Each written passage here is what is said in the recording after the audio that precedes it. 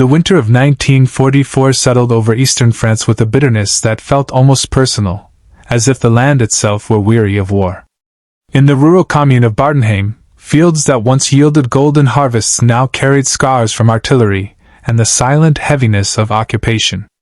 On the outskirts of this battered settlement stood the Fournier farm, a modest yet enduring reminder of a time before chaos, a time when the only sounds were the rustling of wheat and the laughter of villagers.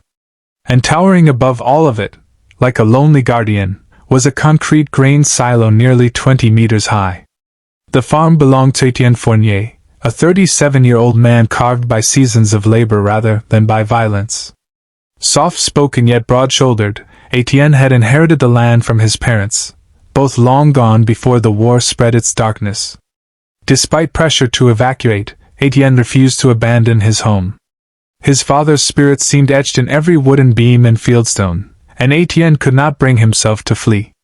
But when the German army swept into Alsace, the occupation brought humiliation, fear, and the steady theft of everything his family had built.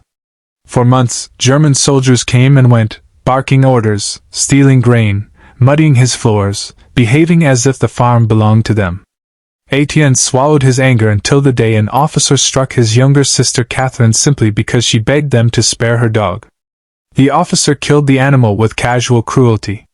Catherine cried long after the soldiers left, her trembling hands covering her face. Something inside Étienne hardened that day. That night at the kitchen table, staring at his grandfather's old hunting rifle, Étienne realized he had crossed an invisible threshold. The land that had raised generations of Fourniers was now a battlefield, and he would fight for it. The grain silo on his property, once just a tool for harvest, became the centerpiece of a plan. Étienne knew its structure intimately, the metal ladder spiraling upward, the small ventilation slits, the roof hatch that opened onto a 360-degree view of the surrounding fields and road. From that height, anyone approaching the farm became visible long before they reached the barn. And every Tuesday, like clockwork, German officers arrived to inspect the grain reserves they repeatedly stole. Étienne studied them for weeks, their patterns, positions, the way they parked their trucks, where they smoked, which officer always stood closest to the barn. Slowly, methodically, he transformed the silo. He carried grain sacks up the ladder to make makeshift barriers. He set wooden planks to steady his elbows.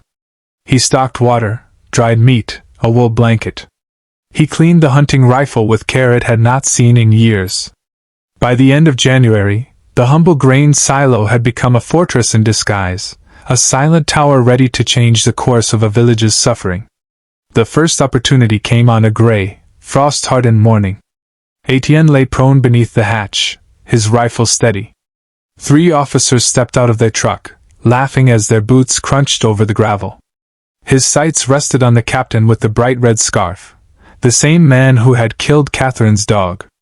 Étienne's breath slowed. The rifle cracked like thunder. The captain fell instantly, blood staining his scarf. The other officers froze, but Étienne did not. He reloaded and fired again, striking one in the throat. The 3rd officer sprinted toward the truck, but Étienne adjusted for drop and sent a bullet into his back. 3 officers lay dead before any soldier could comprehend what had happened. 2 days later, the Germans returned with greater numbers, 6 officers and a dozen enlisted men.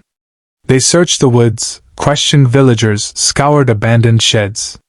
No one suspected the silo. It was too open, too mundane. The officers gathered near the barn to discuss the attack.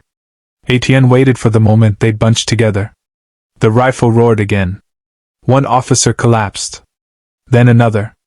Panic erupted.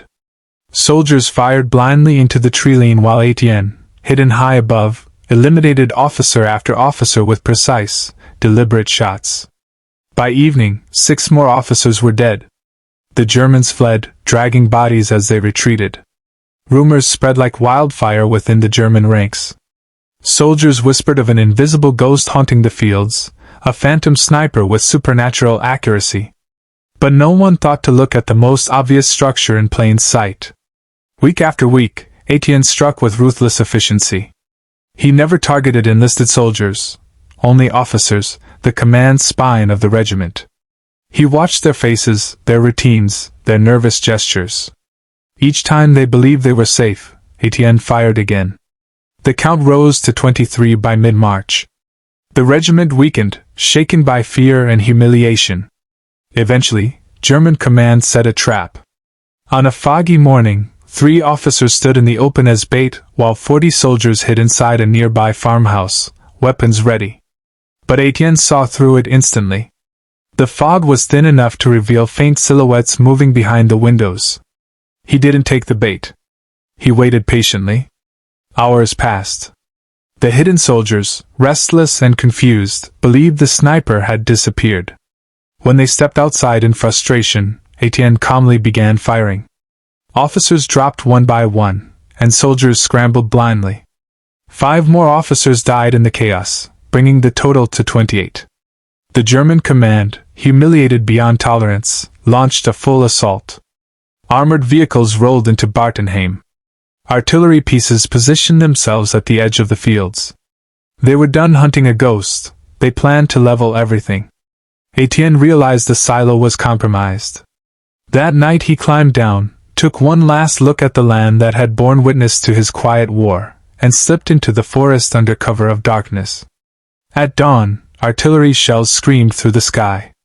The Fournier farm exploded under relentless fire. The silo that had stood for decades collapsed in a plume of smoke and debris. Étienne watched from the treeline, chest tight as memories turned into rubble. But he felt no regret. The Germans, in their fear, had destroyed an entire farm to kill one man.